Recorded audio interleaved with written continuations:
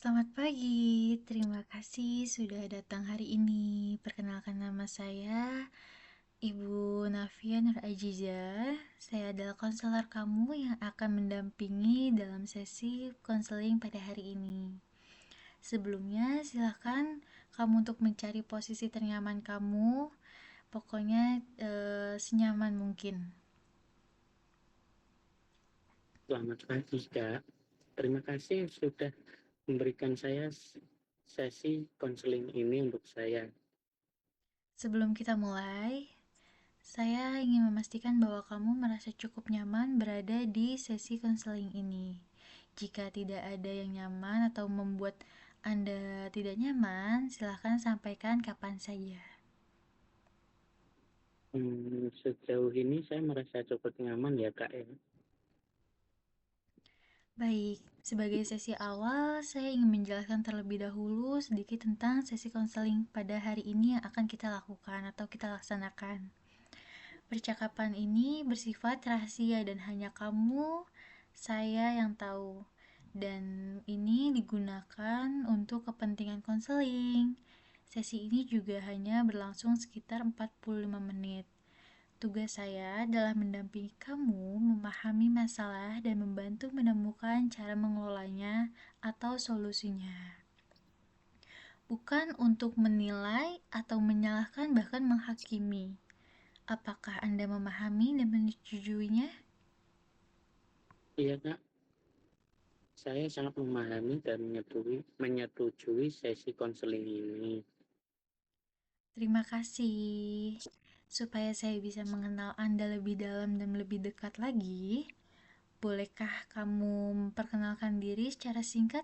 Tidak perlu panjang, cukup singkat saja. Baik, Kak.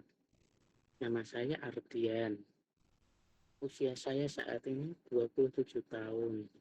Saya bekerja sebagai staf administrasi di sebuah perusahaan swasta di kota saya. Dan sudah bekerja di sana sekitar kurang lebih 3 tahun. Terima kasih, Andrian. Senang bisa mengenal kamu. Selama 3 tahun bekerja di sana, pastinya banyak pengalaman yang Anda lalui ya. Hmm, iya Kak, awalnya saya menikmati pekerjaan saya, tapi akhir-akhir ini rasanya kayak berbeda gitu Kak.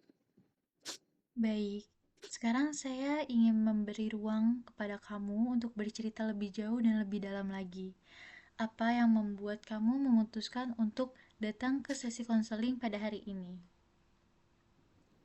Sebenarnya saya sudah lama merasa tertekan Kak, tapi saya pikir masih bisa mengatasinya sendirian.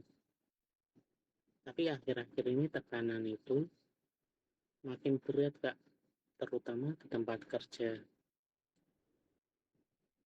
Saya mendengarkan Anda.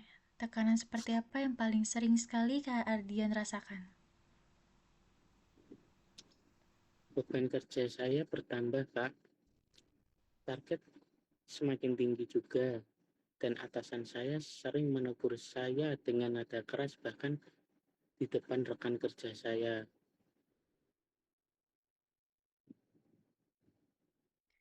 Dari cerita kamu, sepertinya situasi tersebut membuat kamu gak ngerasa nyaman dan dihargai ya. Dan pasti juga itu bisa membuat kamu merasa tertekan. Ya kak, saya sering merasa malu, sedih, dan bahkan meragukan kemampuan diri saya sendiri di tempat kerja.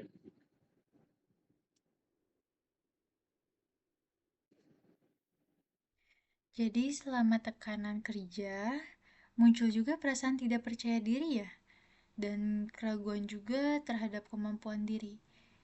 Apa perasaan itu sering muncul dan sering kamu rasain? Iya kak, sering dan hampir setiap hari saya rasakan. Bahkan di rumah pun saya merasa memikirkan pekerjaan. Ketika pikiran itu muncul atau tentang pekerjaan di rumah itu muncul, Apa sih yang biasanya kamu rasakan, baik secara fisik maupun emosional? Saya sering merasa cemas, bahkan sulit tidur di malam hari, Kak, dan cepat lelah, baik badan dan pikiran. Dan kadang juga mudah tersinggung gitu, Kak, atas perkataan orang lain. Bahkan orang-orang rumah pun bilang saya sudah berubah. Tekanan tersebut ternyata tidak hanya berdampak pada pekerjaan yang kamu jalanin ya, tetapi juga pada kesehatan dan kehidupan pribadi kamu sehari-hari. Iya, Kak, betul sekali. Bahkan sampai ke kehidupan sehari-hari saya mempengaruhi tekanan ini, Kak.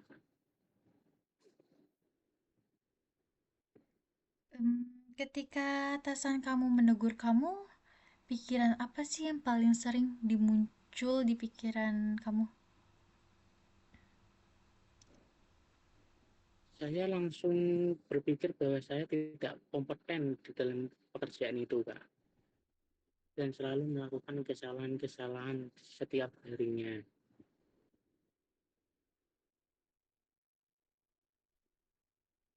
Mari kita lihat pikiran tersebut secara bersama-sama.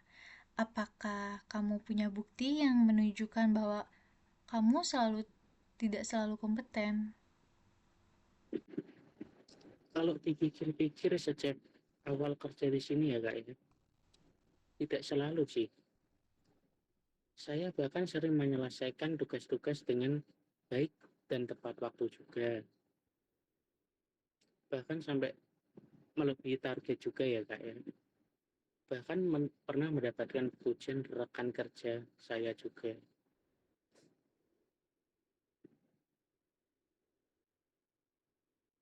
Wah, artinya ada bagian dari diri kamu yang sebenarnya mampu dan bertanggung jawab dong. Hanya saja tertutup oleh tekanan dan pikiran negatif dari yang kamu ciptakan. Iya, Kak, benar sekali. Saya baru menyadari sekarang dalam sesi konseling ini. Baik, bagaimana perasaan kamu setelah menyadari hal tersebut? Perasaan saya ya, Kak, saya merasa sedikit lega dan lebih tenang dalam sesi konseling ini. Itu perkembangan yang baik. Sekarang, mari kita pikirkan langkah konkretnya. Saat beban kerja kamu terasa numpuk, apa sih yang biasanya kamu lakukan? Saya langsung mengerjakan semuanya tanpa menyusun prioritas, Kak. Bahkan di dalam satu hari untuk menyelesaikan semuanya.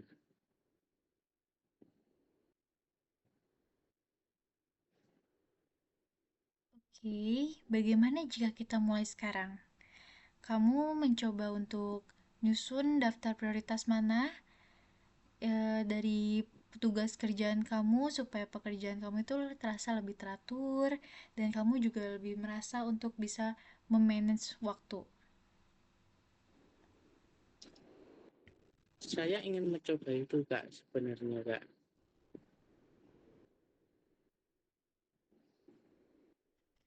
Selain itu juga bagaimana komunikasi kamu dengan atasan kamu selama kamu bekerja di perusahaan tersebut.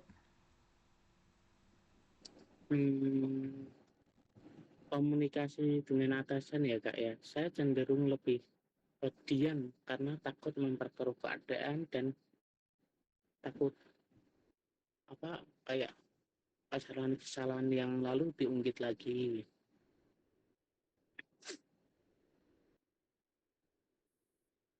Dia memang merasa aman, tetapi kebutuhan dan pendapat kamu juga tidak tersampaikan, jadi tidak ada kepuasan pada diri kamu.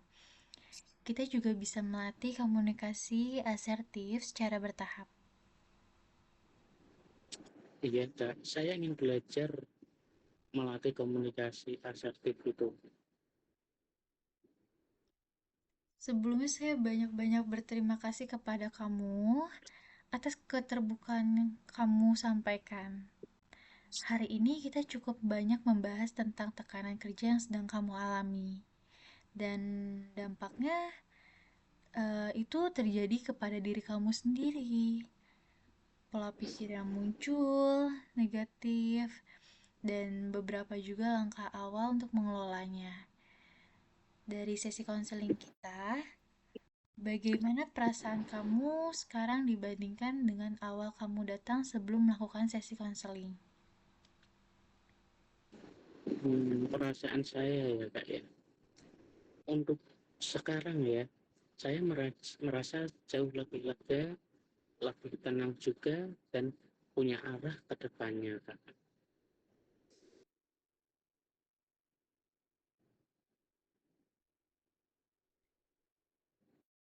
Sebelum kita akhiri sesi ini, saya ingin merangkum pembicaraan kita pada sesi konseling hari ini. Em,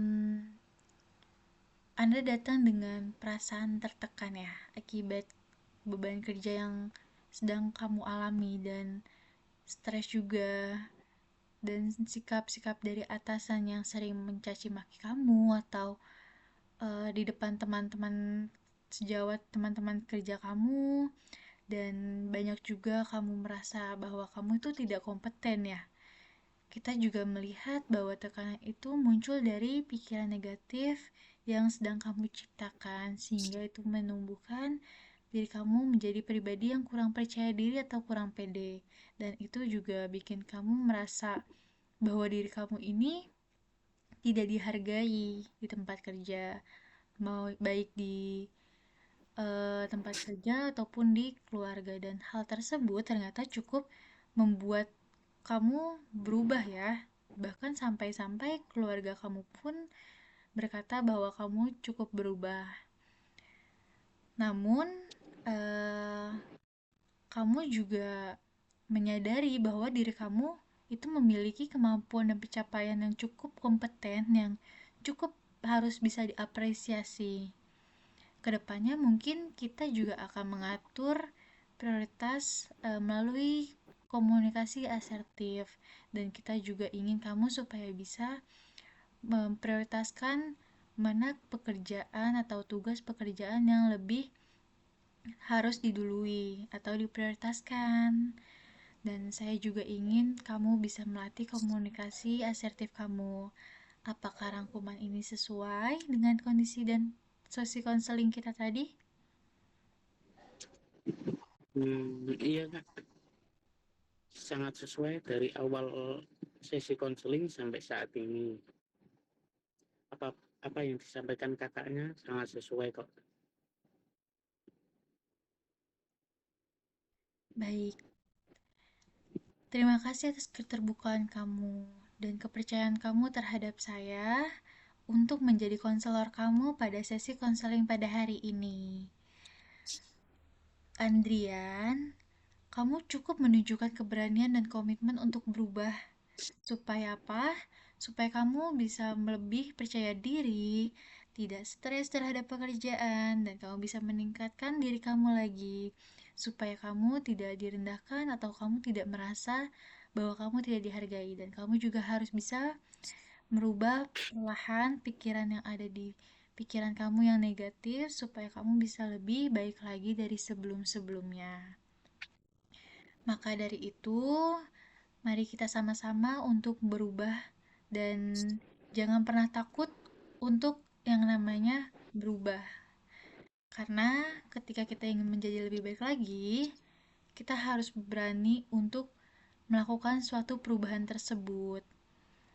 Kita selain itu juga dari sesi konseling hari ini, Ibu harap kita bisa menjadwalkan untuk sesi berikutnya ya, dan untuk melihat juga seberapa jauh dan seberapa besar perkembangan kamu dari sesi konseling sebelumnya dan pada sesi konseling berikutnya. Dan saya juga ingin melihat perubahan-perubahan apa saja yang sudah kamu lakukan untuk menjadikan hidup kamu lebih baik lagi.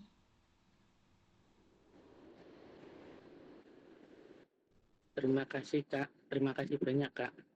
Saya merasa sangat terbantu dalam sesi konseling ini. Dan untuk menjadwalkan sesi berikutnya, kakaknya bisa mengabari saya ya Kak. Saya sangat terbantu untuk sesi konseling ini kok. Sama-sama, sampai bertemu di sesi Terima kasih berikutnya ya. banyak. Sama-sama, sampai bertemu di sesi berikutnya. Jaga diri kamu, Andrian. Sama-sama Dan saya juga ucapkan terima kasih juga ya atas Kak. Terima kepercayaan kasih. kamu ya. Ya Kak, terima kasih Kak Navia sudah memberikan waktu sesi konseling ini untuk saya. Saya sangat terbantu sekali dari awal sampai saat ini. Dan mudah-mudahan untuk kedepannya saya bisa berubah menjadi lebih baik di kehidupan sehari-hari saya, di kerjaan dan di keluarga saya. Terima kasih banyak saya ucapkan Kak. Saya Sama-sama, merasa terbantu. sama-sama, Ya baik. Kak. Saya akhiri sesi konseling hari ini ya. Ya Kak. Terima kasih.